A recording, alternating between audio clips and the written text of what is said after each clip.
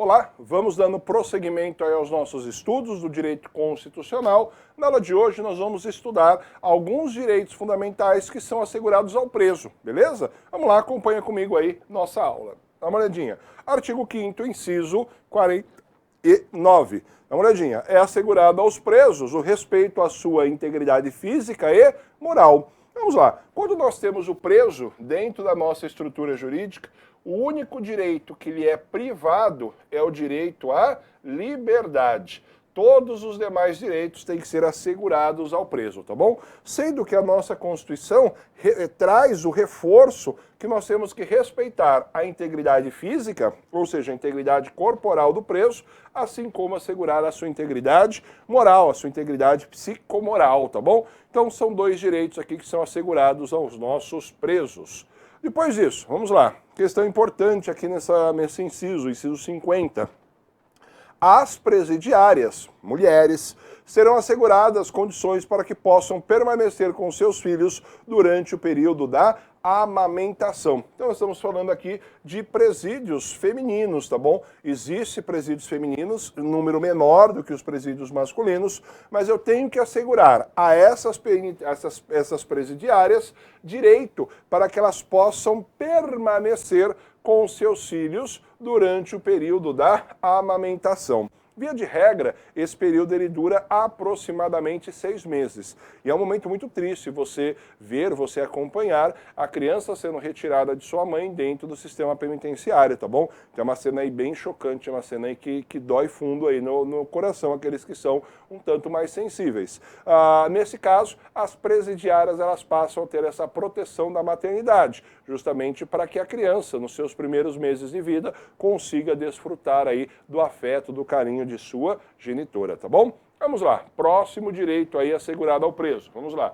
A prisão de qualquer pessoa e o local onde se encontre serão comunicados imediatamente ao juiz e à família do preso ou à pessoa por ele indicada. Então vamos lá. Quando existe a prisão de uma pessoa e o local onde esta pessoa está, ela vai ser comunicado imediatamente ao juiz. Então, o juiz de direito ou o juiz federal vai receber essa informação imediatamente. Agora, só uma cuidado, tá? Essa informação imediata, essa comunicação imediata, ela não é pessoalmente, o delegado não vai até lá, olha, juiz, prendi. Na verdade, hoje é tudo feito por e-mail, tá bom? Por sistema eletrônico. Você vai comunicar, olha, fiz a prisão dessa pessoa. Além disso, você vai comunicar ao juiz ou a família ou a pessoa por ele indicada. A pessoa por ele indicada normalmente é um amigo ou até mesmo os seus advogados, tá bom? Então nós aí recebemos algumas ligações de números estranhos no celular, sempre atendemos, porque não raro é aí a nossa família do preso, tá bom? Vamos lá, vamos avançar. Artigo 5º, inciso 63. O preso será informado de seus direitos, entre os quais de permanecer calado, sendo-lhe assegurada a assistência da família e do advogado. Então vamos lá. O direito de permanecer calado, nós chamamos aqui de direito ao silêncio, tá bom? Então nós chamamos aqui o direito ao silêncio. Isso eu sempre falo em aula, quando se acontecer algum momento, você for preso, você ficar com dúvida do que falar, simplesmente não fale, simplesmente se mantenha em silêncio, tá bom? Justamente para que você não assuma nenhum compromisso ou para que você não expresse algo do qual você vai se arrepender. Sendo que nesse momento da prisão, eu tenho que assegurar ao preso acesso à família, direito à família, assegurar a assistência da família e também assegurar a assistência a um advogado, tá bom? E nós aí entramos nos locais onde o réu fica preso, a gente chama de curral dentro da delegacia, tá bom? Vemos o preso, conversamos com ele sem nenhum problema aí, as autoridades policiais franqueiam esse acesso aos advogados. Vamos avançar. Próxima figurinha.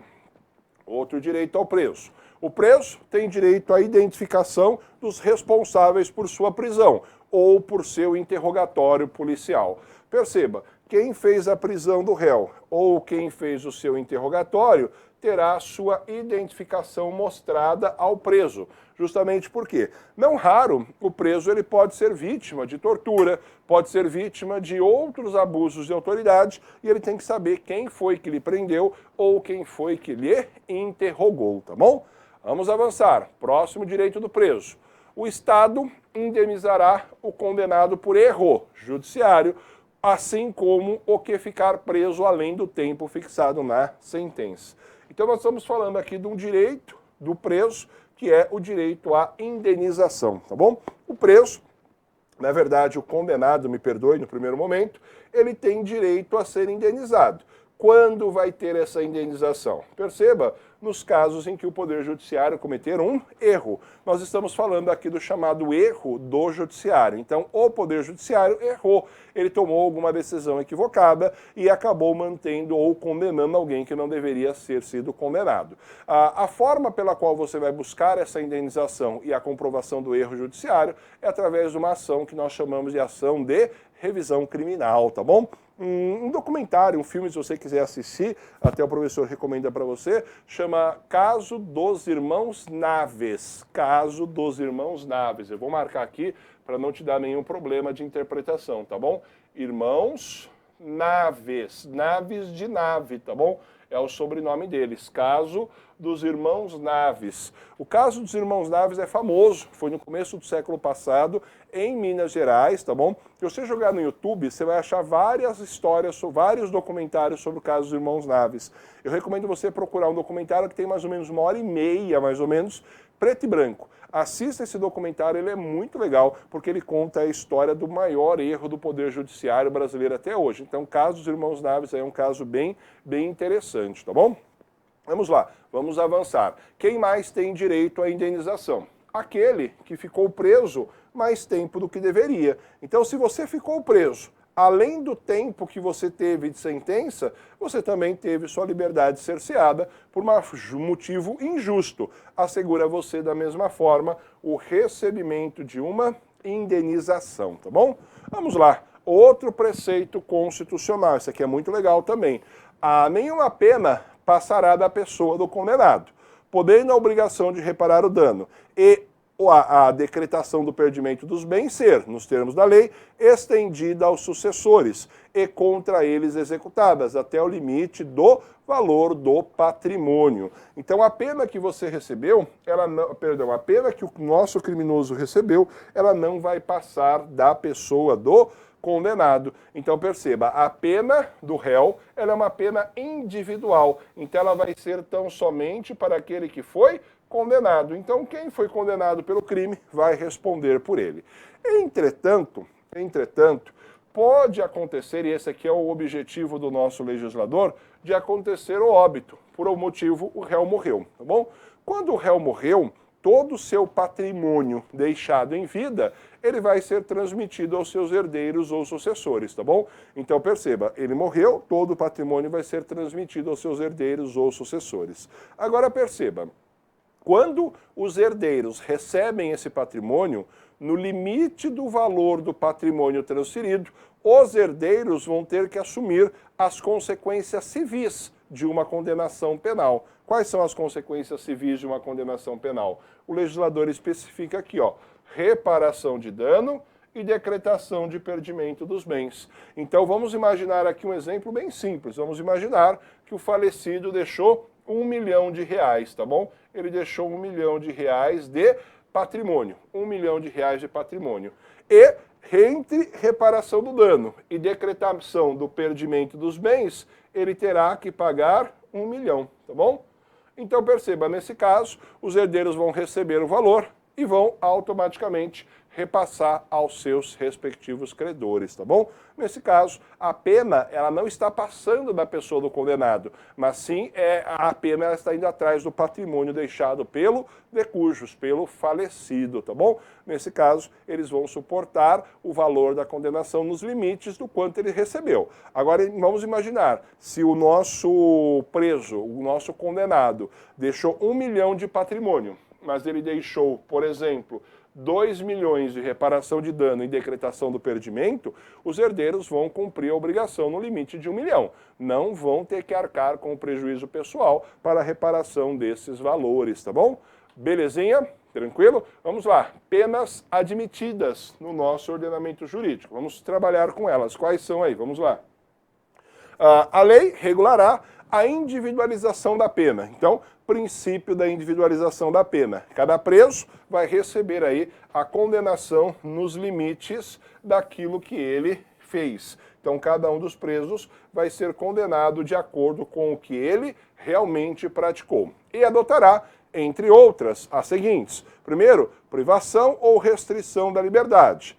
Depois, perda de bens. Depois, multa. Depois, D, prestação social alternativa. Depois, C, suspensão ou interdição de direitos. Nesse caso, nós vamos ter aí todas essas consequências. Pena que priva ou restringe a liberdade, são as chamadas penas privativas de liberdade restritiva de direitos.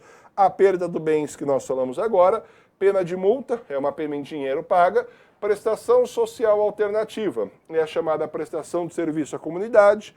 E suspensão ou interdição de algum direito. Voilá, nós temos as penas admitidas. E automaticamente nós vamos estudar as penas que são proibidas. Então vamos lá. Não haverá, não será permitido ter no nosso ordenamento jurídico. Primeiro, toma cuidado com o primeiro. Pena B, morte. Então não vai ter pena de morte, salvo, olha a exceção, salvo em caso de guerra declarada, nos termos do artigo 84, inciso 19. Então, se houver estado de guerra, se o Brasil tiver diante de guerra declarada, permitida, o que acontece? Nós estamos sob a vigência do Código Penal Militar para toda a população. Tá bom? E o Código Penal Militar, ele traz a pena capital, a pena de morte em casos extremos, tá bom? Então é possível. Então, via de regra, o Brasil não tem pena de morte, salvo se houver guerra declarada, tá bom? Depois disso, nós temos aí as penas de caráter perpétuo. Pena perpétua, pena que dura para sempre, ela não é admitida no nosso ordenamento jurídico. Depois, pena de trabalho forçado. Eu não posso obrigar o réu a trabalhar de forma forçada, tá bom? Pena de banimento, é pena que você expulsa a pessoa do território, não tem mais. E penas cruéis, penas que vão ofender a integridade física do nosso preso, tá bom? Todas essas penas, elas não são admitidas no nosso ordenamento jurídico, pois de uma forma ou de outra, elas estão ofendendo aquilo que nós chamamos de direitos humanos. Beleza? Tranquilo? Forte abraço, até o próximo encontro. Tchau, tchau!